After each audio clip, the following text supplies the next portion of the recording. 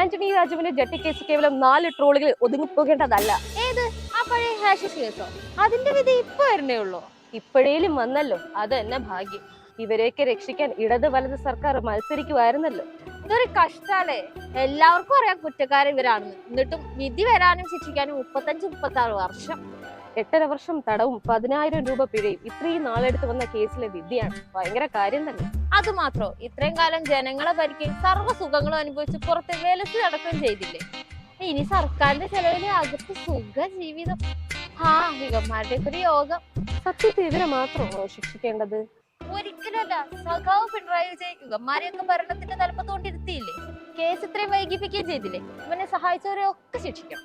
അങ്ങനെ പറയല്ലേ. സഖാവിനെ 4 അക്ഷരം പൊക്കി പറഞ്ഞപ്പോ സഖാവ് വീണുപോയി. കഴിവൊന്നും നോക്കിയിട്ടാവില്ല കൊടുത്തത്. എപ്പോഴും അങ്ങനെയൊക്കെ അല്ലേ. ഇത്രയും കാലം കേരളം ഭരിച്ച ഇടത്തിനും വലത്തിനും ഒക്കെ ഒരുവിധം കള്ളന്മാരായിരുന്നു. അപ്പൊ ഇവന്മാർക്ക് ഇവരെയൊക്കെ സഹായിച്ചല്ലേ തീരൂ. ഇതാ പറയുന്ന മോന്തായം വളഞ്ഞാൽ 64 വളയും.